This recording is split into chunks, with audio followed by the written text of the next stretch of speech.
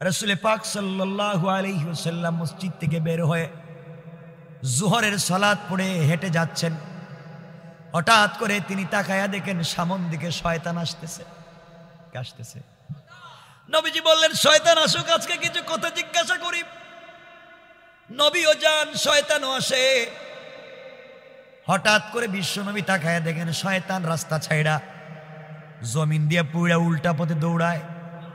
নবীজি চিন্তায় পড়ে গেলেন, হঠাৎ করে শয়তান দৌড়ায় কেন উল্টা পথে? পিছন দিকে তাকায়া দেখেন হযরত ওমর আসতেছে। আল্লাহু আকবার। নবীজি বলেন, শয়তান বুঝছি, এবার আমার ওমরের দিকে দৌড়ে দিছিস। এত ভয় পায় ওমর রে সবাই। আমার বন্ধুগণ, আমার কোন জিনিস শোনো, আর বিশ্ব নবী ওমরকে তো ভালোবাসেন কেন শোনো। দুনিয়ার জমিনে সেই নবীকে যদি ভালোবাসতে পারো, জীবনে কিছুই লাগবে না, কাফেরেরা কিছুই করতে পারবে না। কোন কৌশল করে কাফেরেরা আমাদেরকে আটকাতে পারবে? কথা বলেন না কেন? আজকে আমরা আল্লাহর দয়া পাওয়ার জন্য, রহমত পাওয়ার জন্য কত চেষ্টা করি, পাই না। শুধু ওই জায়গায় আমরা অন্ধকার করে রেখে দিয়েছি, এই জন্যে পাই না। কথাটাকে সংক্ষেপ করে বুঝাইয়া দিই।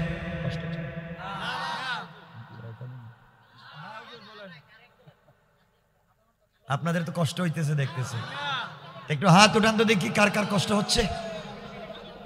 তা আবারও কষ্ট হইতেছে, কষ্ট হচ্ছে, হাত উঠাইলেন যে।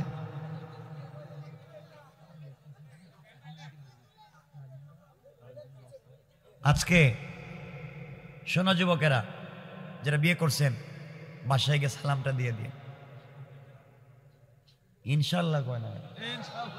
মুরব্বী যারা আমার চেহারার দিকে তাকায় মনে হচ্ছে মরার লাশ দেখতেছে নাকি। হ্যাঁ, বউরে সালাম দেবেন না কেন? পাগল হয়ে আইছে। বউরে সালাম দিবেন মাঝে মাঝে।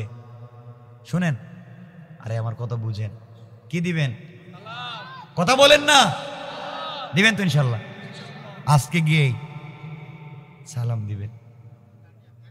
মাঝে মাঝে বউর ঠুটে লিপস্টিক লাগাই দিবেন। না কইল কে? নাউজুবিল্লাহ কেন? তো বউর ঠুটে লিপস্টিক লাগাইবেন না, তুই গার্লফ্রেন্ডের লাগাইবেন নাকি? তা বউর ঠুটে লিপস্টিক মাঝে মাঝে লাগাই দিবেন ইনশাল্লাহ। বলেন হারাম না? হারাম না। নিজের বউরে সুন্দর করে সাজাবেন তো আরেকজনের বউর দিকে আর তাকাবেন না। নিজের বউরে তো আর ভালো লাগে না।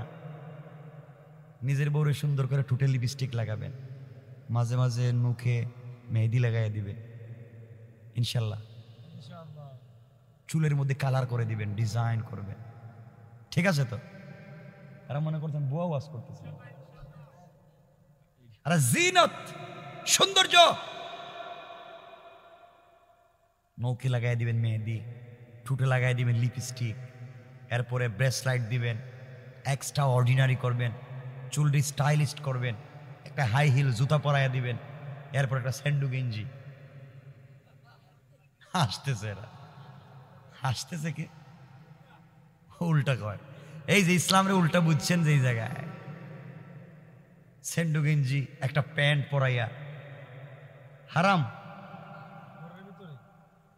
বউরে যত পারেন স্টাইলিস্ট করে, যত চমৎকার ডিজাইন সুন্দর লাগে, আকর্ষণীয় লাগে, এইভাবে নিজের সামনে উপস্থাপন করবেন। তাহলে বউরে যদি সুন্দর লাগে, রাস্তায় বাইরে আরেকজনের বউর দিকে আপনার চৌকার যাবে না, ঠিক কিনা বলেন? নিজের বউরে ভালো লাগে না, এই জন্য তো আরেকজনের বউর দিকে তাকান।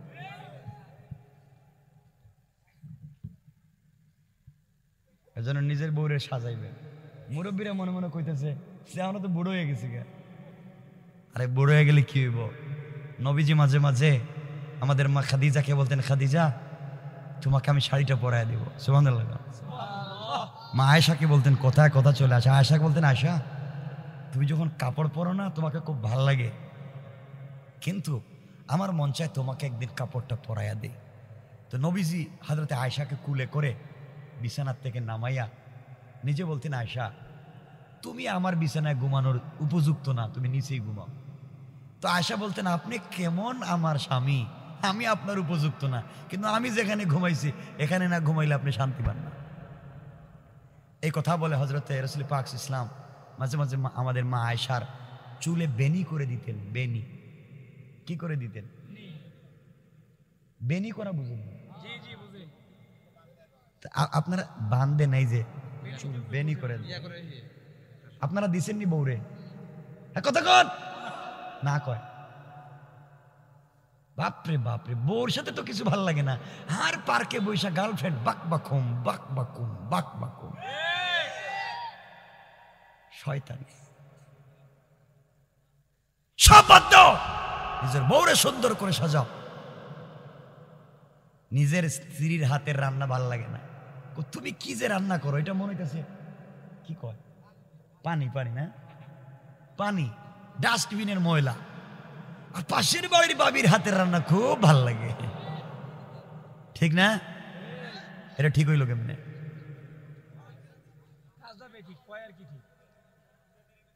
ঠিক না? এই জন্য বউর সাথে ভালো ব্যবহার করবেন ইনশাল্লাহ। আমি মনে করতেছি যারা বউরে দেখতে পারে না হেরা মানে উঠে যাইতে চাইতেছে। আপনারা তো এমন জিনিস, বউরে পিটান, বউরে মায়ের করে মারে, মায়ের ধরে কুস্তি ধরে ফেলায়। মায়ের আসেনি এলাকায়, মায়ের করেনি, আল্লাহ জানে। বউ কি করে না? কথা শুনে না, দুষ্ট আপনার বউরে আপনি লাইনে আনতে পারেন নাই। আজকের থেকে করে গিয়ে বলবেন, বউ মাশাআল্লাহ তোমাকে যে সুন্দর লাগতেছে, আমার কলজা হেঁটে যাইতেছে। হ্যাঁ, এভাবে বলবেন, বউরে ভালোবাসবেন, মাঝে মাঝে রান্নায় সহযোগিতা করবেন, কাপড় ধুইয়া দিবেন।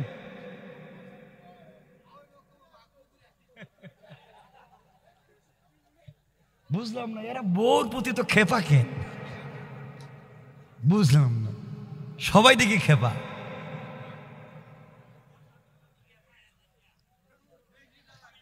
আজকে বাসায় যান তাহলে খবর আছে, বুঝতে পারবেন এখানে যা বলতেছেন, বাসায় গেলে খবর আছে আজকে আপনাদের। শুনে মাঝে মাঝে বাসায় বউরে নিয়ে নামাজ পড়বেন জামাতে, বলেন না ইনশাল্লাহ? পারবেন না? আপনি হবেন ইমাম, বউরে বানাইবেন মুসল্লি মুক্তাদি। এরপরে নামাজ পড়ার পরে বউরে বলবেন, তুমি দোয়া করো, আমি আমিন বলবো। এখন বউ যদি আপনার বিরুদ্ধেও হয়, দোয়ার সময় তো কথা বলবেন, আল্লাহ তুমি আমার স্বামীর কপালে ঠাডা ভালো, এই কথা কি বলবে? তাহলে বলবে, আল্লাহ আমার স্বামীরে ভালো করো, এই করো সেই করো। এই তো ভালোবাসা তৈরি হবে। বউরে কাছে রাখবেন। আর আমাদের মায়েরা, আমাদের বোনেরাও খারাপ হয়ে গেছে, ঠিক কথা কন, এটাই বলবেন। সারাদিন যেই কাপড় পরে রান্না করে, যেই কাপড় পরে বাচ্চাদেরকে নিয়ে ঘুরে, সেই ঘাম লাগানো দুর্গন্ধযুক্ত কাপড় এটাই পইরা স্বামীর সাথে ঘুমিয়ে যায়। কথা বলেন না কেন?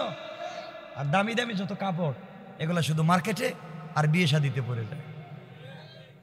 তো দুষ্ট আপনার, আপনি বউরে বলবেন, তুমি যত দামি কাপড় সব আমার সামনে পরবে, রাত্রে তুমি সুন্দর করে সাজবা, একটা গ্লাসের সামনে দাঁড়িয়ে ডিজাইন করে সাজাইবা বউরে।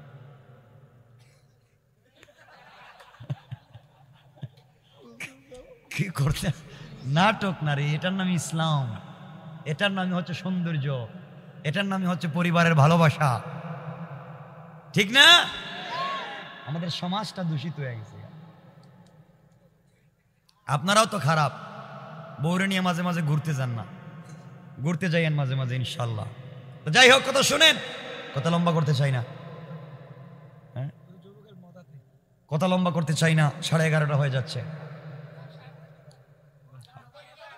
আরে শুনেন, প্রস্রাবে ধরলে কেউ মারতে উঠবেন না, তাহলে উঠলে কিন্তু আমি আজরাইল রে কইয়া দিয়ে দিব। আশেপাশে আছে, এমনি ঘুরতেছে কোন দিকে, হয়তো কে আসেনি আশেপাশে আজরাইল। প্রস্রাবে ধরলে জায়গায় প্রস্রাব করবে, যাওয়ারই দরকার নেই। যাক, কথা বললাম আপনাদের মনোযোগ আকর্ষণ করবার জন্য। আমার বন্ধুগণ, যুবক বলতেছে, আল্লাহর কাছে আল্লাহ কোন বিপদে পড়লাম, অমররে যে বললাম এটা দুধ, আছে তো মদ, আছে কি? বললাম যে দুধ, তাও বলছি গরম দুধ। এমন কি করি? বাঁচার তো কোনো পথ নাই। আমার বন্ধুগণ, এক পর্যায়ে যুবক আল্লাহর কাছে বলছে, আল্লাহ তাআলা তোমাকে কথা দিলাম, জীবনে যত অপরাধ করেছি আর কোন অপরাধ ওইভাবে করব না, আর অন্যায় করব না। আল্লাহ তাআলা মুনিব তোমাকে কথা দিলাম, আজকে থেকে মদ আমি ছেড়ে দিলাম, আজ থেকে আমি কোনোদিন মদ পান করব না, কথা দিলাম হারাম কাজ করব না, আজ থেকে আর নামাজ ছাড়ব না। আয় আল্লাহ, তুমি তোমার উমরের হাত থেকে আমারে বাঁচাও। আজরাইল রে তো ভয় করে না, উমর রে যত ভয় করে। আজরাইল তো কাউরে আসার দেয় না, উমর পাইলে আসারও দিতে পারে। আয় আল্লাহ, কথা দিলাম তুমি আর কোনোদিন নাফরমানি করব না। এই মুহূর্তে ওমরের হাতে যে আমি মদের বোতল দিচ্ছি, আয় আল্লাহ তোমার জাতে পাকের কসম, আমি তোমার গোলাম, তোমার নাম তো আজিজুল গফফার। আল্লাহ তুমি ক্ষমা করে দাও, আর মদ পান করব না। এই কথা বলে ওমরের হাতে যখন মদের বোতল দিয়েছে, ওমর ব্যাগের ভিতর থেকে মদের বোতল হাতে নিয়ে তাকায়া দেখে গরম দুধের বোতল।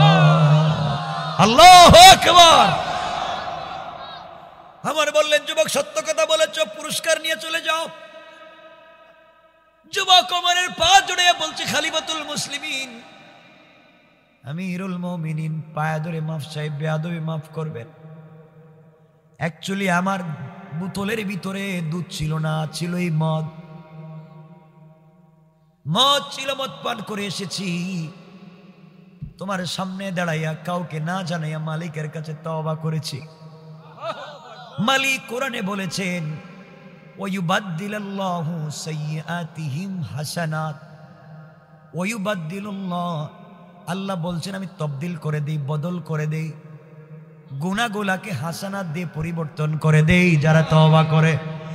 আল্লাহ ওমর বললেন, যুবক রে, আল্লাহর কাছে তওবা করেছো, আল্লাহ যদি সত্যিকার অর্থে তোমার বোতলে মদ থেকে দুধ বানাইয়া দিতে পারে, তোমার দোয়া কবুল করতে পারে। আমি ওমর দুই হাত জোড় করে বললাম, ওমর যুবক রে, এই মুহূর্তে তুই ওমরের জন্য দোয়া কর, আল্লাহ যেন আমি ওমরকেও কবুল করে নে। কেমন ছিলেন তারা? আমার বন্ধুগণ, এই জন্য কোরআন নামক লাইট মানুষের কাছে ফিট করেন। দুনিয়ার জমিনে অন্ধকার থাকবে না, সমাজ আলোকিত হয়ে যাবে। এই জন্য সমাজের ভিতরে অন্যায় করা যাবে না। আপনাদের সামনে এই মুহূর্তে কোরআনের লাইট যদি প্রতিষ্ঠিত করেন কি হবে, বিভীষিকাময় একটা ঘটনা বলেই আলোচনা শেষ করতে চাইব। আমার বন্ধুগণ, এই দুনিয়ার জমিনে কাফের বেঈমানেরা সব সময় দুনিয়ার জমিনে ইসলামের বদনাম করে সমাজের ভিতরে কেমনে দিনকে মুছে দেওয়া যায় ফিতনা তৈরি করে। ভয় পাবেন না, আল্লাহ বলছেন যারা দিনের পথে চলে আমি আল্লাহ তাদের সাথে থাকি। এই কথা বলে কাফিরদের কৌশল যে দুর্বল, এটা আপনাদেরকে বোঝাতে চাই। আমার মুসলমান বন্ধুগণ, বিশ্বনবী যেই দিন মক্কা থেকে হিজরত করে মদিনায় যাবেন, গভীর রাত্রে আল্লাহ পাক বলছেন, বন্ধুরে ঘুম থেকে উঠো, মক্কা থেকে ইয়াসরিবের দিকে হিজরত করো। এই মুহূর্তে খেজুর বাগানের দিকে তুমি হিজরত করো। মদিনা বলেন নাই, ইয়াসরিব বলেছেন। ইয়াসরিবের দিকে তুমি হিজরত করো, এই মুহূর্তে চলে যাও। আল্লাহর পয়গম্বর আখিরি জামানার নবী জনাবে মুহাম্মদ রাসূলুল্লাহ সাল্লাল্লাহু আলাইহি ওয়াসাল্লাম উঠে গেলেন। আল্লাহর কথা শুনে মক্কা থেকে হিজরত করে মদিনায় চলে যাবেন। আমার বন্ধুগণ, বিশ্বনবী ঘুম থেকে উঠে দেখেন তার ঘরের চতুর্দিকে কাফেরেরা বেষ্টন করে রেখে দিয়েছে, নবীজিকে হত্যা করবে। আমার নবী আল্লাহ আল্লাহর কাছে চোখের পানি ছেড়ে ডাক দিয়া বলছেন, আল্লাহ আপনি আমাকে বলেছেন এই মুহূর্তে মক্কা থেকে হিজরত করে যেন মদিনার দিকে যাই। আল্লাহ তাআলা কাফেরেরা দাঁড়িয়ে আছে, যে কোনো সময় আঘাত করবে, রক্তাক্ত করবে, আমাকে হত্যা করবে। আল্লাহ তাআলা আমি যদি এই মুহূর্তে ঘর থেকে বের হয়ে যাই, নির্ঘাত কাফেরেরা আমাকে হত্যা করবে, আমাকে বাঁচবার পথ বলে দেন। আল্লাহ ডাক দিয়া বললেন, বন্ধুরে তোমার কাজ হলো ঘর থেকে বের হয়ে যাওয়া, আর তোমাকে হেফাজতের জিম্মাদার স্বয়ং আমি আল্লাহ।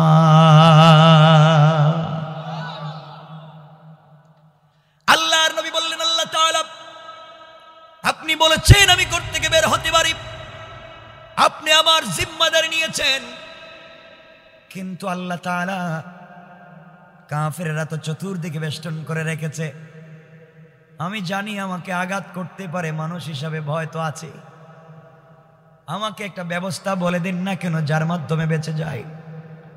আল্লাহ বললেন, বন্ধুরে তাহলে তুমি হাতের মধ্যে বালি নেও, কঙ্কর নেও, হাতের মধ্যে কিছু পাথর নিয়া কোরআন থেকে কিছু তেলাওয়াত করে কাফেরদের উপরে নিক্ষেপ করে দাও। আমার বিশ্বাস কাফেররা তোমাকে দেখতে পারবে না, তুমি চলে যাবে। আল্লাহর নবী ডাক দিয়া বলেন, আল্লাহ তাআলা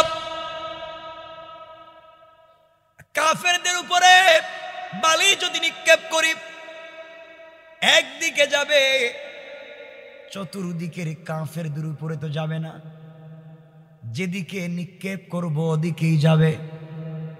হয়তো আমার সামনে যারা আছে তাদের চোখে পড়বে, কিন্তু ডাইনে বামে যারা আছে তারা তো আমাকে আঘাত করবে। আল্লাহ বললেন, বন্ধুরে তোমার কাজ হলো নিক্ষেপ করে ফেলে দেওয়া, আর আমি আল্লাহর কাজ হলো সবার চুকে চুকে পৌঁছায়া দেওয়া। কোন সুবহানাল্লাহ। আমার বন্ধুগণ শুনেন আল্লাহ কেমন। বিশ্ব নবী হাতের মধ্যে কঙ্কর নিলেন, কোরআন থেকে তেলাওয়াত করলেন, কাফেরদের উপরে নিক্ষেপ করলেন, একদিকে মারলেন, সামনের দিকে মারলেন, চতুর্দিকের কাফেরদের চোখে পুকে পড়ে গেল, সবাই চোখ রগড়াতে লাগলো, নবীজি চলে গেলেন, কেউ ধরতে পারল না। ঘটনা বলবো না, একদিন মদিনায় আল্লাহ বিশ্ব নবীকে বলছেন, বন্ধু এবার বলো, ওই দিন তুমি তো একদিকে নিক্ষেপ করলে, চতুর্দিকের কাফেরদের চোখে কেমনে পড়লো? আল্লাহর নবী বলেন, আল্লাহ তাআলা আমি জানি না, আপনি বলেন। আল্লাহ বললেন, বন্ধুরে তুমি জানো না সকল কাফেরদের চোখে পড়লো কেমনে, তুমি জানো না। আমার আল্লাহ বলেন, ওয়ামা রামাইতা ইদ রামাইতা ওয়ালাকিন্নাল্লাহ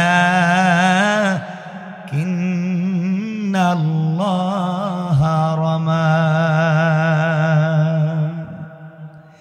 আল্লাহ রাব্বুল ইজ্জত ওয়াল জালাল বললেন, বন্ধুরে মনে করেছো তোমার হাতের পাথর দিয়া তুমি নিক্ষেপ করেছো? না না, তুমি যখন আমার উপরে ভরসা করে কাফেরদের উপরে পাথর গোলা নিক্ষেপ করেছো, তখন ওটা তোমার হাত থাকে নাই, ওটা আমি আল্লাহর কুদরতের হাত হয়ে গিয়েছে, আর আমার হাত দিয়া সবার চুকে চুকে পৌঁছায়া দিয়েছি। কোন সুবহানাল্লাহ।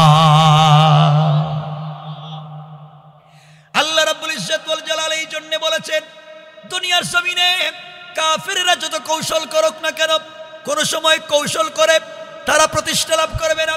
আমার আল্লাহ বলেন, ওয়া মাকারু ওয়া মাকারাল্লাহ ওয়াল্লাহু খায়রুল মাকিরিন।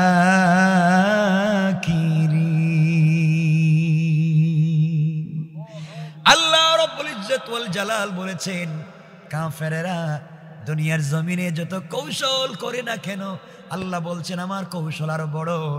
ইন্না কাইদাশ শাইতানি কানা দাঈফা।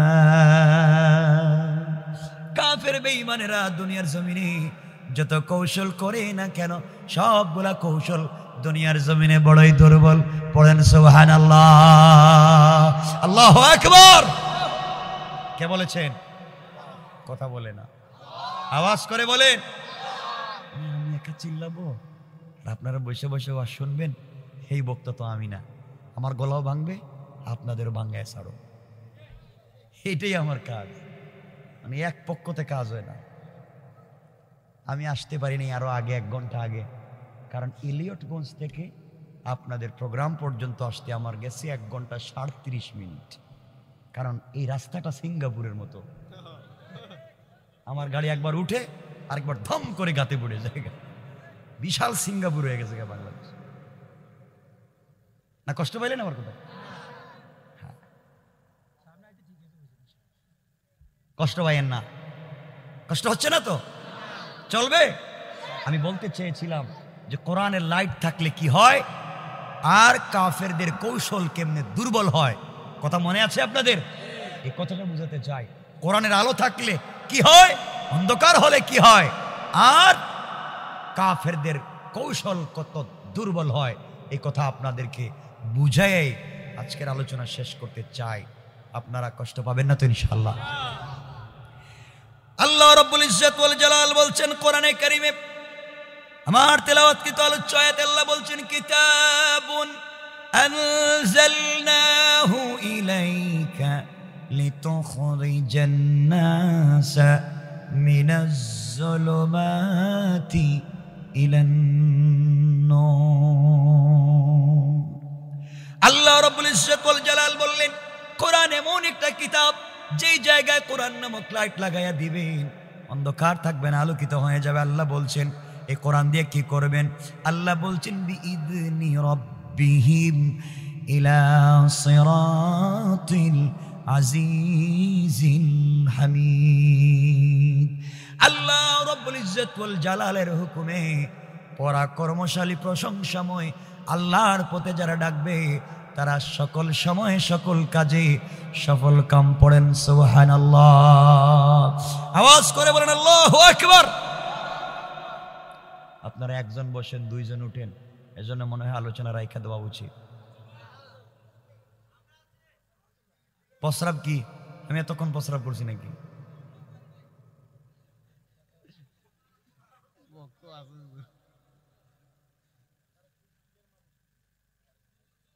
কষ্ট হচ্ছে?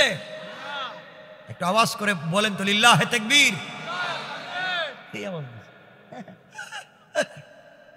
আওয়াজ দেন লিল্লাহে তাকবীর, নারে তাকবীর। এই সাইডে যারা আছে এরা এলাকার নাকি? তা সবাই কইেন আল্লাহ আমাদেরকে হেফাজত করুক, আল্লাহ কবুল করুক। বলতে চাই যে যারা যত কৌশল করুক, কৌশল করে দিনকে মুছে দেওয়া যাবে না। বিভিন্ন জায়গায় বিভিন্ন ধরনের ফিতনা তৈরি করে দিনকে মুছে দেওয়ার চেষ্টা করা হয়, এগুলো সম্ভব না। কেউ পারেনি, পারবেও না। এই পৃথিবীতে 557 হিজরিতে পৃথিবীর সব থেকে নির্মম একটা ঘটনা ঘটেছিল, যে ঘটনার মাধ্যমে এই জমিন থেকে আল্লাহর বিধান এবং রাসূল পাকের অস্তিত্বকে মুছে ফেলে দেওয়ার জন্য ইহুদিরা সব থেকে বড় ষড়যন্ত্র করেছিল। সেই ষড়যন্ত্রের নাম হচ্ছে মদিনা থেকে রাসূল পাক সাল্লাল্লাহু আলাইহি ওয়াসাল্লামের লাশ মোবারক চুরি করে নিয়ে যাইতে চাইছিল ইহুদিরা। কথা বলেন না কেন? পারছে?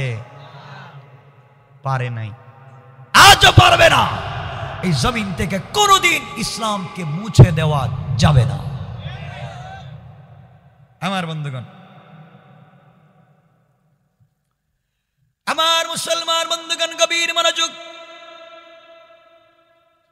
এই দুনিয়ার জমিনে ইসলামের একজন বড় খলিফা ছিলেন, বড় বাদশা ছিলেন, যার নাম ছিল সুলতান নুরউদ্দিন জঙ্গি। কেউ বলছেন সুলতান নুরউদ্দিন জাহাঙ্গীর নাম।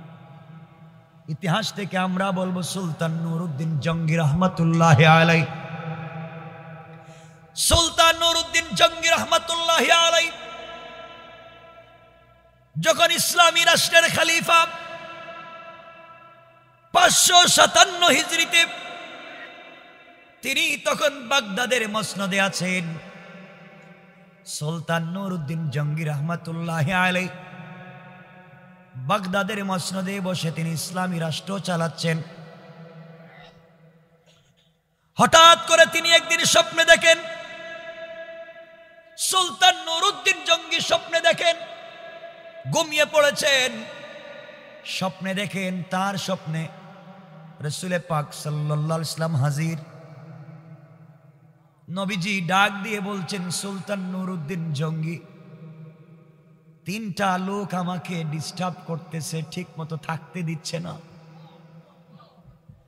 তিনটা লোক আমাকে ডিস্টার্ব করছে। এই কথা বলবার পরে সুলতান নুরউদ্দিন জঙ্গি রহমাতুল্লাহি আলাইহির ঘুম ভেঙে গেল। চিৎকার করে ঘুম থেকে উঠে গেলেন, গোসল করলেন, ওযু করলেন, তাহাজ্জুদের সালাত পড়ে 2 রাকাত আরো সালাত আদায় করলেন। আর সিজদার মধ্যে পড়ে বললেন, আল্লাহ, আমি বিশ্ব নবীকে আজকে স্বপ্নে দেখেছি, নবীজির চেহারাকে চিন্তিত দেখেছি। আমাকে বললেন তিনটা লোক রাসূল পাককে ডিস্টার্ব করে। আয় আল্লাহ তাআলা, জানি না কি হচ্ছে, আমি তো কিছুই বুঝতে পারতেছি না। আয় আল্লাহ, দুনিয়ার জমিনে এমন কোন ঘটনা ঘটাইও না যার দ্বারা আমরা বিপদে পড়ে যাই। তাহাজ্জুদের সালাত পড়ে আবার ঘুমিয়ে গেলেন। সহিহ riwayate পরের দিন আবার দেখেন, যখন তিনি আবার ঘুমিয়ে গেলেন গভীর রজনীতে, আবার দেখেন সুলতান নুরউদ্দিন স্বপ্নে দেখেন আবার বিশ্ব নবীকে তিনি স্বপ্নে দেখতেছেন। নবীজি আবার ডাক দিয়ে বলছেন, সুলতান নুরউদ্দিন জঙ্গি, গতকালকে তোমাকে বললাম তিনটা লোক আমাকে ডিস্টার্ব করে, আজও আবার তোমাকে বলছি তিনটা লোক আমাকে ডিস্টার্ব করে, কি করা যায়? আমার বন্ধুগণ, এক পর্যায়ে তিনি আবার ঘুম থেকে উঠে গেলেন। আর স্বপ্নে দেখেন নবীজি এভাবে বলতেছেন, এই যে তিনটা লোক আমাকে ডিস্টার্ব করে। সুলতান নুরউদ্দিন তাকায়া দেখেন তিনটা লোকের চেহারা সাদা, চোখগুলা হচ্ছে পিত বর্ণের, মার্বেল কালার পিত বর্ণের, চেহারা দবদবে সাদা। গতকালকে বিশ্ব নবী যেই তিনটা লোকের কথা বলেছেন, আজও তিনি সেই তিনটা লোককে আবার দেখালেন। ঘুম থেকে উঠে গেলেন, গোসল করলেন, ওযু করলেন, 2 রাকাত সালাত পড়লেন। আর আল্লাহর কাছে কান্না করে বললেন, আল্লাহ তাআলা, জানি না কি অপরাধ করেছি, ইসলামী রাষ্ট্র কোন বিপদের সম্মুখীন হচ্ছে জানি না। আল্লাহ তাআলা, তুমি সকল বিপদ থেকে আমাদেরকে বাঁচাইয়া দাও। সারাদিন কিছু খাইলেন না, টেনশনে পড়ে গেলেন, কি হলো, কি দেখলাম। তৃতীয় দিন যখন আবার তিনি ঘুমিয়ে গেলেন, তৃতীয় রাত্রে তিনি আবার স্বপ্নে দেখেন নবীজি এসে বলছেন, সুলতান নুরউদ্দিন জঙ্গি, 2 দিন তোমাকে বললাম, কোনো কর্ণপাত করলা না। তোমার দিলের ভিতরে কি আমি নবীজির ভালোবাসা নাই? তোমার দিলের ভিতরে কি আমি নবীজির দয়া নাই? এই যে তিনটা লোক আমাকে ডিস্টার্ব করে, এই তিনটা লোক থেকে আমাকে বাঁচাও। নুরউদ্দিন জঙ্গি দেখেন এই তিনটা লোক তো ঠিক আছে, গতকালকে যেই লোকগুলাকে দেখালেন, এর আগের দিন যেই লোকগুলাকে দেখালেন, এই একই লোক, পিত বর্ণের চোখ, সাদা চেহারার মানুষ। ঘুম থেকে উঠে গেলেন, সহ্য করতে পারলেন না, কার কাছে বলবেন? তাহাজ্জুদের সালাত পড়ে সিজদায় গিয়ে আল্লাহকে ডাক দিয়া বলছেন, আল্লাহ, কথা দিলাম আজ থেকে দুনিয়ার কোনো খাবার আমি মুখে নিব না, যতক্ষণ পর্যন্ত 3 দিনের স্বপ্নের মূল ব্যাখ্যা না জানতে পারবো। নবীজি বলেছেন, আমি কি আশিক রাসূল না? আল্লাহ, আমি তো এমন আশিক রাসূল, আমার কলিজা বিশ্ব নবীর জন্য দিতে পারি, আমার জীবন আমি বিশ্ব নবীর জন্য দিতে পারি। কি হচ্ছে আমি জানি না।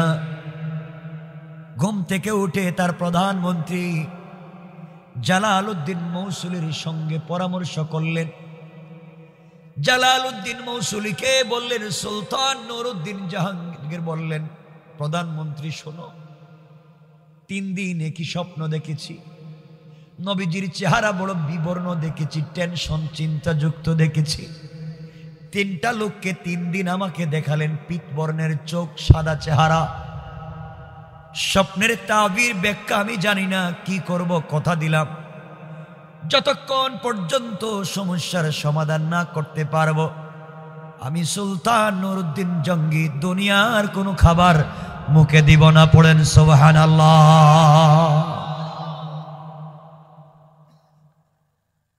আমার বন্ধুগণ, জালালউদ্দিন মৌসুলি বললেন, বাদশা আর দেরি করেন কেন?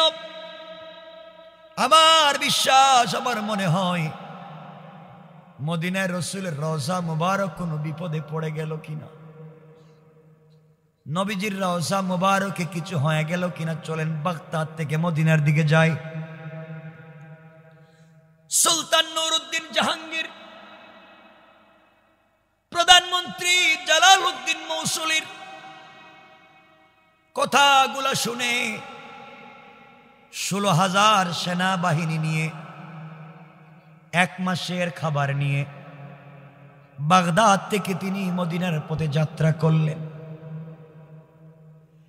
1 মাসের খাবার নিলেন, 16,000 সৈন্য নিলেন, খাবার বন্ধ করে দিলেন। নিজে শুধু পানি পান করেন, আল্লাহর নামের জিকির করেন, আর বলছেন, আল্লাহ তাআলা আমাকে তুমি জিন্দা মদিনায় পৌঁছাইয়া দাও, আমাকে রসুলের রওজা মুবারকের কাছে নিয়ে যাও। আমি জানতে চাই রসুলের রওজা কোনো বিপদে পড়ে গেল কিনা। কেন আমি আরো আগে খবর নিলাম না? কেন আমি আগে দেখলাম না কি হয়েছে? আমার বন্ধুগণ, 11 দিন রাস্তায় সফর করে 12তম দিনে তিনি মদিনায় পৌঁছে গেলেন। সুলতান নুরউদ্দিন জাহাঙ্গীর মদিনায় পৌঁছে গিয়া তিনি বলে দিলেন, সাবধান, কোন লোককে মদিনা থেকে বের হতে দিবা না। মদিনা থেকে বের হওয়ার কোনো পারমিশন নাই, যে যাবে ক্রস ফায়ার। বাহির থেকে ভিতরে ঢুকা যাবে, কিন্তু ভিতর থেকে বাহিরে যাওয়া যাবে না। এই কথা বলে নুরউদ্দিন জাহাঙ্গীর, নুরউদ্দিন জঙ্গি, তিনি নেমে গেলেন উটের পিঠ থেকে, ঘোড়ার পিঠ থেকে। পায়ের জুতা খুলে ফেললেন, পাগলের মতো দৌড়াইয়া রসুলের রওজার দিকে যায়। সবাই ডাক দিয়া বলতেছেন, বাদশা জাহাপনা, এই শক্ত পাথরের এলাকা, বালি গরম, আপনি জুতা খুলছেন কেন? নুরউদ্দিন জঙ্গি ডাক দিয়া বলছেন, জানো না, আমার নবীজি আমাকে বলেছেন, জাহাঙ্গীর রে জঙ্গি, সুলতান নুরউদ্দিন জঙ্গি, তুমি কি আশিক রসুল না? আমি আশিক রসুল প্রমাণ করব। যেই মদিনায় আমার নবীজি জুতা মুবারক নিয়ে হেঁটেছেন, এই মাটিতে আমি জুতা নিয়ে হাঁটবো না, বেয়াদবি করব না। নবীজির পা যেখানে পড়েছে ওখানে যেন আমার জুতা না লাগে, এই জন্য আমি খালি পায়ে হাঁটা শুরু করলাম। হাঁটতে হাঁটতে রওজার পাশে চলে গেলেন। মসজিদে নববীতে 2 রাকাত সালাত আদায় করলেন।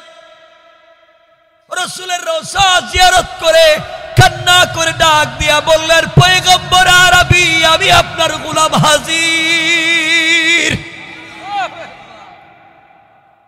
11 দিন সফর করে না খেয়ে আপনার রওজা এসেছি। আমাকে ক্ষমা করে দিবেন, কিছুই জানি না কি হয়েছে। ইয়া রাসূলুল্লাহি, আমি এখনো বুঝতে পারি না কি হচ্ছে, আমাকে ক্ষমা করে দেন। কথা দিলাম আপনার পাগলা উম্মত নুরউদ্দিন জঙ্গি দুনিয়ার জমিনে থাকতে এই মদিনার রাষ্ট্রের ভিতরে কেউ অন্যায় করে বেঁচে থাকতে পারবে না। আমরাও বলতে পারি বাংলাদেশের মাটিতে আশিক রাসূল বেঁচে থাকতে রাসূলের বিরুদ্ধে কথা বলা যাবে না। আমার বন্ধুগণ, এক পর্যায়ে নুরউদ্দিন জঙ্গি রহমতুল্লাহ আলাইহি ঘোষণা করে দিলেন সব রাস্তাঘাট বন্ধ। কি হয়েছে গভর্নরকে জিজ্ঞাসা করলেন, কেউ উত্তর দিতে পারে না। প্রধানমন্ত্রীর সঙ্গে পরামর্শ করলেন, কেমনে জানবো কি হচ্ছে, আর এই তিনটা লোক বাকে আমি কেমনে চিনবো হাজার হাজার মানুষে। পরামর্শ হলো, নুরউদ্দিন জঙ্গি বললেন, মদিনার মানুষেরা, দীর্ঘদিন পরে মদিনা এসেছি, আমি তোমাদেরকে মেহমানদারি করাতে চাই, তোমাদেরকে দাওয়াত খাওয়াতে চাই। খবরদার আমার দাওয়াত কেউ মিস করতে পারবা না। মদিনার বাহির থেকে ভিতরে এসে দাওয়াত খেতে পারবে, কিন্তু মদিনার ভিতর থেকে একটা কুকুরও মদিনার বাহিরে যেতে পারবে না, কেউ যেতে পারবে না। সমস্যা দেখতে হবে আমাকে কি হয়েছে। এক পর্যায়ে সবাইকে খাওয়াতে লাগলেন, মহিলারাও খায়, পুরুষেরাও খায়, সকল ধর্মের বর্ণের মানুষেরা এসে খায়। নুরউদ্দিন জঙ্গি হেঁটে হেঁটে দেখেন, কিন্তু লোকগুলাকে পান না। একজন একজন করে দেখেন, কিন্তু লোকগুলাকে পান না। এভাবে এক সপ্তাহ খাওয়ালেন, কিন্তু এখন পর্যন্ত এই তিনটা লোককে চোখে বাসে না। তিনি বললেন, শোনো, মদিনার ভিতরে কোনো বৃদ্ধ বৃদ্ধা হাঁটতে পারে না, দাঁড়াতে পারে না, কোনো শিশু হাঁটতে পারে না, দাঁড়াতে পারে না। এমন লোকও যদি থাকে, উট পাঠাইয়া ঘোড়া পাঠাইয়া তাকেও আনো, খাওয়াতে হবে, মেহমানদারিতে কেউ থাকতে পারবে না। এইভাবে করে করে আরো এক সপ্তাহ খাওয়ানো হলো। 2 সপ্তাহ চলে গেল, কিন্তু তিনি তিনজন লোককে এখনো খুঁজে পেলেন না। আস্তে আস্তে করে নুরউদ্দিন জঙ্গি শুকাইয়া গেলেন, ঠিক মতো দাঁড়াতে পারেন না, কারণ প্রায় 1 মাস হয়ে গেল মুখে খাবার নাই। সবাই পায়ে ধরে বলে, বাদশা কিছু খান। নুরউদ্দিন জঙ্গি বলে, আমি আশিক রাসূল সমস্যার সমাধান না করে খাবো না।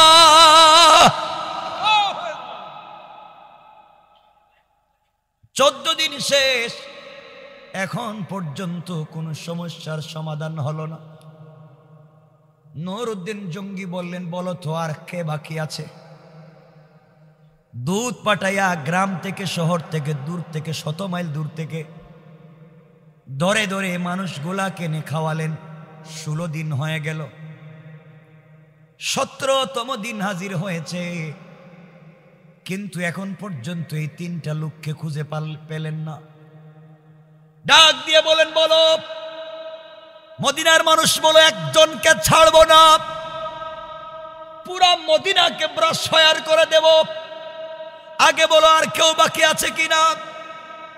পিছন থেকে একজন দাঁড়াইয়া বলছেন, আমিরুল মুমিনিন সুলতান নুরউদ্দিন জঙ্গি, আমাদের মদিনার সব মানুষের খাওয়া দাওয়া শেষ, কিন্তু 3 জন বুজুর্গ আল্লাহর ওলি বাকি আছে। আল্লাহু আকবার বলেন, জোরে বলেন আল্লাহু আকবার। 3 জন বুজুর্গ আল্লাহর ওলি বাকি। নুরউদ্দিন জঙ্গি চিৎকার করে দাঁড়াইয়া গেলেন আর বললেন, এই 3 জনকে কোথায় থাকে? সবাই বলতেছেন, বাদশা জাহাপনা, এই 3 জন মদিনার মসজিদে সারাদিন ইবাদত করে, লম্বা দাড়ি, লম্বা জুব্বা, লম্বা পাগড়ি, লম্বা পাঞ্জাবি, সারাদিন রোজা রাখে, সারা রাত্র ইবাদত করে, তাদের টাকা পয়সার কোনো অভাব নাই, গোটা মদিনার মানুষকে দান খয়রাত করে, সারাদিন কোরআন তিলাওয়াত করে আর জিকির করে। মদিনার মসজিদ থেকে এরা বাইর হয় না, 3 জন ভিতরে বসা রয়েছে। মদিনার মসজিদের কর্নারে একটা ঘর বানাইছে, ঘরে তারা সারাদিন থাকে। এত বড় বুজুর্গ, তারা কারো সঙ্গে কথা বলে না। মনে রাখবেন, আলোচনার শুরুতেই বলছিলাম দাড়িতে, জুব্বায়, পাঞ্জাবিতে ইসলাম নাই। মনে পড়েনি? ইসলাম হচ্ছে ওখানে, দিন হচ্ছে ওখানে। কথার শুরুতেই চলে যাচ্ছি, বিষয় মিলাইয়া সংক্ষেপ করে নিচ্ছি। আমার বন্ধুগণ মনোযোগ দিয়ে শুনেন। তিনি বললেন, এই 3 জন লোককে নিয়ে আসো। মদিনার সকল মানুষ বলছেন, বাদশাহ জাহাপনা বেয়াদবি মাফ করবেন, হাত জোর করি, এই 3 জনের সঙ্গে বেয়াদবি করা যাবে না। এরা এত বড় বুজুর্গ, কোনোদিন মসজিদ থেকে বের হয় না, কারোর সঙ্গে কথাও বলে না, বিয়ে শাদিও করে না, দীর্ঘদিন থেকে মসজিদে থাকে আর জিকির করে, মানুষের খাওয়ায়, দান করে আর তসবিহ পড়ে। তিনি বললেন, যত বড় বুজুর্গ হোক, এদেরকে আমার কাছে নিয়ে আসো। দাঁড়িয়ে বলছে সবাই, না না, মাফ করেন, এদের সঙ্গে বেয়াদবি করলে দুনিয়া ধ্বংস হয়ে যাবে। নুরউদ্দিন জঙ্গি বললেন, যাই হোক, আমি তাদেরকে দেখা লাগবে কেমন পীর। তিনি বললেন, তারা কেমন বলো তো? তারা বলছে, তারা বড় সুন্দর চেহারার মানুষ, শুধু জিকির ছাড়া কিছুই বুঝে না, কোরআন ছাড়া বুঝে না, মসজিদ তারা কিছুই বুঝে না, সব সময় ইবাদতে থাকে। পাঠাইয়া দিলেন দূত, যাও। সেনাবাহিনী পাঠাইয়া দিলেন, যাও। এই পীরগুলা যদি সুস্থ মস্তিষ্কে সহি সালামতে আসতে না চায়, হাতে পায়ে বেড়ি লাগাইয়া নিয়ে আসবা, শিকল লাগাইয়া নিয়ে আসবা। আমি এই রাষ্ট্রের খলিফা, আমি বাগদাদ থেকে এসেছি। কত বড় পীর, সবাই আসে, এরা আসে না কেন? 17 দিন থেকে গোটা মদিনার মানুষকে খাওয়াই, তারা কেন আমার মেহমানদারিতে আসে না? আমি জানতে চাই তারা কেমন নিমক হারাম কিনা, কেন আমার মেহমানদারিতে হাজির হয় না, জানা লাগবে। বাইরে পুলিশ পাঠাইয়া দিলেন, সিকিউরিটি পাঠাইয়া দিলেন। 3 জন যখন গিয়েছে, ওই 3 জনকে আনার জন্য পিছনে পিছনে মদিনার মানুষ, মুসলমানেরা গেছে। বেয়াদবি মাফ করবেন, আপনারা চলে যান, এদেরকে ডিস্টার্ব করবেন না। পুরা মদিনার মানুষেদের পক্ষে এরা বড় বুজুর্গ, কেউ আনতে পারে না। সুলতান নুরউদ্দিন জঙ্গি দাঁড়ায়া গেলেন, চোখ লাল হয়ে গেল, মাথার চুল যেন মুসার মতো দাঁড়াইয়া যাচ্ছে, গরম হয়ে গেলেন। বললেন, ওরা যদি না আসে আমি নিজে যাব। আল্লাহু আকবার। হাঁটতে লাগলেন, সাথে নিলেন প্রধানমন্ত্রী জালালউদ্দিন মৌসুলিকে। বললেন, চলো যাই, তোরা কেন আসে না? যাইতে যাইতে মদিনার মসজিদের পাশে কামরা বানাইয়া রাখছে, চলে গেলেন। গিয়া দেখেন দরজা লাগানো, ভিতর থেকে জিকিরের আওয়াজ শোনা যায়। কিসের আওয়াজ? জিকিরের আওয়াজ শোনা যায়। তিনি বললেন, দরজা খোলো। আমি নুরউদ্দিন জঙ্গি। এরপরেও দরজা খুলে না, ধাক্কা দিয়ে দরজা খুলে ফেললেন। তাকায় দেখেন, নিচের দিকে তাকায় শুধু জিকিরই করে, উপরের দিকে চেহারা উঠায় না। তিনি বললেন, আমি নুরউদ্দিন জঙ্গি, আমার প্রধানমন্ত্রী জালালউদ্দিন মৌসুলি, মাথা উঠাও। তারা বলতেছেন, মাফ করবেন, আমরা এখন এশকের জিকিরে আছি। তিনি বললেন, থামাও জিকির, দেখি কে। জিকির থামাইয়া দিলেন। 3টা লোককে দাঁড় করাইয়া দিলেন। চেহারার দিকে তাকাইয়া, ওদের চোখের দিকে তাকাইয়া, চেহারার দিকে তাকাইয়া নুরউদ্দিন জঙ্গি আল্লাহু আকবার বলে মাটিতে পড়ে গেল।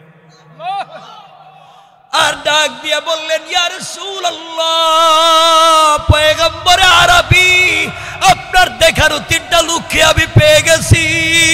আল্লাহু আকবার। আপনি আমাকে আজকে স্বপ্নে যেই তিনটা লোককে দেখালেন এই তো দেখি পিতবর্ণের চোখ, এদের চেহারাই তো দেখা যায় সাদা। তিনি বললেন তোমরা কারা, তোমাদের পরিচয় দাও। ওদের হাতে পায়ে শিকল লাগা, ওদের পরিচয় জানো। সবাই বলতেছেন স্যার আপনি তো মরে যাবেন, জলে পুড়ে যাবেন, কার সঙ্গে বেয়াদবি করতেছেন বুঝতেছেন না। নুরউদ্দিন জঙ্গি বললেন কোনো কথাই শুনতে চাই না, এদেরকে জিজ্ঞাসা করি কি হয়েছে। জিজ্ঞাসা করলেন তোমরা কি চাও। তারা বলতেছে আমরা প্রায় 32 বছর থেকে এখানে ইবাদত করি, জিকির করি, নামাজ পড়ে, রোজা রাখি, ছাড়া আমাদের কাজ নাই। মদিনার মানুষকে দান খয়রাত করা ছাড়া আমাদের কোনো কাজ নাই। তিনি তো চেহারা দেখেই বুঝতে পারলেন এই তিনটা লোক আমাকে রসুল দেখালেন। চেহারা আমি চিনে ফেলেছি, চোখ দেখে ফেলেছি। এখন তাদেরকে বললেন তোমরা আমাদের দাওয়াতে গেলে না কেন। সবাই বলতেছে বাদশাহ আমরা মসজিদ থেকে বের হই না উপর থেকে পারমিশন না আসলে। উপর থেকে কে পারমিশন দেয়? আমাদের সম্পর্ক তো স্বয়ং রবের সাথে। চিন্তাছেন? ঠিক আছে শোনো, তোমরা রুম থেকে বের হও, আমি এই রুম তল্লাশি করব। বের হতে চায় না। তিনি বললেন তোমরা বের হও। তিনটাকে দড়ি লাগাইয়া বাহিরে বের করে রাখলেন। মদিনার মানুষের কান্নার রোল পড়ে গেছে, তিন অলিকে কেন বাঁধছে। নুরউদ্দিন জঙ্গি ভিতরে ঢুকে দেখেন যায় নামাজ সুন্দর করে বিছানো, বলেন যায় নামাজ উঠাও। গোটা রুম খুঁজলেন, কিছুই পেলেন না, কিছুই নাই, শুধু দেখা যায় কোরআন শরীফ রাখা, তসবিহ রাখা। কত বড় বুজুর্গ। কিছুই না পেয়ে বললেন মুসল্লা উঠাও। উঠানো হলো, কিছুই নাই। মুসল্লার নিচে বললেন বিছানা উঠাও, কিছুই নাই। চাটাই উঠাও, কিছুই নাই। চাটাই উঠানোর উপরে দেখা যায় বিশাল বড় একটা পাথরের পাটাতন। তিনি বললেন তোমরা পাথরে বসো, কি করো? তারা বলছে বেয়াদবি মাফ করবেন, এটা উঠাবেন না, আমরা এখানে বসে সাধনা করি। ঠিক আছে আমি বুঝতে চাই তোমাদের সাধনা, তোমরা এটা উঠাও, পাথর উঠাও। পাথর উঠাইয়া দেখা যায় বিশাল বড় সুরঙ্গ পথ। নুরউদ্দিন জঙ্গি সাথে সাথে সিজদায় পড়ে গেলেন, 2 রাকাত সালাত আদায় করলেন, আর বললেন কেউ ঢোকা লাগবে না। নুরউদ্দিন জঙ্গি বললেন জালালউদ্দিন মৌসুলি চলো আমরা দুজন ঢুকি। ভিতরে ঢুকে দেখেন বিশাল বড় সুরঙ্গ পথ। বিশাল বড় সুরঙ্গ পথ, যেতে যেতে দেখা যায় রসুলের রওজার কাছাকাছি পৌঁছে গেছে। যেদিকে রসুলের পা মুবারক ওইখানে চইলা গেছে, আর মাত্র 1 হাত থেকে আধ হাত মাটি কাটলে রসুলের পায়ের কাছে পৌঁছে যায়। নুরউদ্দিন জঙ্গি ভিতর থেকে বের হয়ে আসলেন, কান্না করতে করতে বের হয়ে আসে। জিজ্ঞাসা করলেন বলো কেনই বা তোমরা খনন করে তোমরা ওখানে কি করতে চাও? তারা যখন জবাব দিতে চায় না, নুরউদ্দিন জঙ্গি বললেন তোমরা দেখো আমি জবাব আদায় করতে পারি কেমনে। বেনেট কুলে গুড়ার পিঠ থেকে তিনি দড়ি কুলে আচ্ছা মতো পিটাতে লাগলেন। মদিনার মানুষ কান্না করতেছে, পীর কত বড় পীরকে আপনি পিটাচ্ছেন। তিনি বললেন কি কয়েক মিনিট পরেই বুঝতে পারবা পীরের আসল চেহারা কি। পিটাতে লাগলেন আর বললেন কি করেছো তোমরা বলো, কেন তোমরা গর্ত খনন করেছো, সুড়ঙ্গ করেছো বলো। তারা বলতেছে আমাদেরকে আর পিটাবেন না, আমরা পরিচয় দিই, আমরা হলাম মৌসিল শহরের ইহুদি। আমাদেরকে ইউরোপ আমেরিকার ইহুদিরা টাকার বিনিময়ে এখানে পাঠিয়েছে, হাজার হাজার কোটি কোটি টাকা দিয়েছে। আমরা যেন কোনোভাবে এখান থেকে আপনাদের নবীজির লাশটা পাচার করে ওখানে পাঠাইয়া দিই। দীর্ঘ 32 থেকে 35 বছর থেকে মাটি খনন করি, রাত্রের অর্ধেক টাইম মাটি খনন করি, অর্ধেক টাইম মাথার মধ্যে বয়া নিয়ে আমরা নদীতে দূরে নিয়ে মরুভূমিতে ফালাইয়া দিই। কোনো চিহ্নই রাখি না, কেউ যেন খুঁজে না পায়। এইভাবে আমরা কাজ করতেছি। বিনিময়ে তারা আমাদেরকে অনেক টাকা পয়সা দিয়েছে। আমরা এই টাকাগুলা তাদেরকে বন্টন করে দেই মুসলিমদেরকে। এই জন্য আমরা মুসলমান হয়েছি, মুসলমানের বেশ ধরে নামাজও পড়ি, রোজাও রাখি, তওয়াফও করি, জিকিরও করি। আসলে আমরা ইহুদি। বাইরে এমন বহুত ইহুদি তোমার আমার আশেপাশেও আছে। আমার বন্ধুগণ, এক পর্যায়ে নুরউদ্দিন জঙ্গি বললেন, তোমাদের মিশন কি বলো, কেনই বালাশ নিতে চাও? তারা বলছে, বাদশা শুনেন, ওরা আমাদেরকে বলেছে যে কোনো কিছুর বিনিময়ে লাশ যদি দিতে পারি, গোটা দুনিয়ার মুসলমানরা শুধু চিল্লায় নবীজি, তাদের নবীজি মদিনায় আছেন, মদিনাকে কেন্দ্র করেই তো তাদের সব শক্তি। সবাই হজের সময় মদিনায় আসে, মদিনায় এসে তারা তো চিল্লায় আর কাবা ঘর তওয়াফ করে চিল্লায়। তাদের নবীর লাশ যদি ওখান থেকে নিয়ে যাই বরকত চলে যাবে, ইচ্ছা মতো পিটাতে পারবো, মুসলমানরা দুর্বল হয়ে যাবে, তাদের দোয়া কবুল হবে না। আমরা বলবো যার জন্য জিয়ারত করতে যাও তার লাশই নাই, এই জন্যই তো আমরা লাশ চুরি করতে চাইলাম। আল্লাহ রাব্বুল ইজ্জত ওয়াল জালাল বললেন, ওয়া মাকারু ওয়া মাকারাল্লাহ ওয়াল্লাহু খায়রুল মাকিরিন। তোমরা কৌশল করেছো আমার নবীর লাশ নিয়ে যাবে, আর এই ঘটনার মাধ্যমে আমি আল্লাহ কৌশল করলাম আজীবনের মতো আমার নবীর লাশ মুবারককে হেফাজত করে দেব। ওরা চাইছিল আমাদের নবীর লাশ মুবারক পাশ্চাত্যে নিয়ে যাবে, মুসলমানদেরকে দুর্বল করবে, মুসলমানদের ক্ষমতা নষ্ট করবে, আমাদের নবীর সাথে বেয়াদবি করবে। তিনি আল্লাহ রাব্বুল ইজ্জত ওয়াল জালাল রাসূল পাকের মাধ্যমে স্বপ্নে দেখালেন নুরউদ্দিন জঙ্গিকে। তারা বলতে লাগলো, এভাবে আমরা কাজ করতেছি, কিন্তু জঙ্গি আপনি জানেননি, গত 1 মাস থেকেই 1 হাত আধা হাত মাটি আমরা কাটতে যাই। যখনই রসুলের পা মোবারকের কাছে গিয়ে মাটি কাটতে যাই, তখনই আগুনের মতো একটা আগুন এসে আমাদের বুকে লেগে যায়, আমাদের কলিজায় যেন আগুন লেগে যায়, ভয় পেয়ে যাই, আমরা কাছে যেতে পারি না। গত 1 সপ্তাহ থেকে মা কাছে যখন যাই, মনে হয় যেন আমাদেরকে বাঘ আমাদেরকে দৌড়াচ্ছে, দৌড়ে বের হয়ে আসে। কোনোভাবেই কাছে যাইতে পারি না, কিছুই বুঝি না। আল্লাহ বলছেন হেফাজত তো আমি করবই। আমার বন্ধুগণ, এক পর্যায়ে হযরতে নুরউদ্দিন জঙ্গি রহমাতুল্লাহ আলাই সীসা গলাইয়া, চতুর্দিকে সীসা গলাইয়া, কিয়ামত পর্যন্ত যেন আমার রসুলের সঙ্গে কেউ দুশ্মনী করতে না পারে, কিয়ামত পর্যন্ত সীসা গলাইয়া বেষ্টন করে দিলেন মাটির নিচে, কেউ যেন আর খনন করতে না পারে। আর রসুলের এই 3টা দুশ্মনকে মদিনার চৌরাস্তায় লটকাইয়া আচ্ছা মতো পিটাইয়া দুনিয়ার জমিন থেকে বিদায় করে গোটা দুনিয়ার ইহুদি খ্রিস্টানকে বুঝাইয়া দিলেন, যারা আমার নবীর সাথে দুশ্মনী করবা তোমাদের কাউকে ছেড়ে দেওয়া যাবে না। আমার বন্ধুগণ, লম্বা ঘটনার সামনের দিকে যেতে চাই না।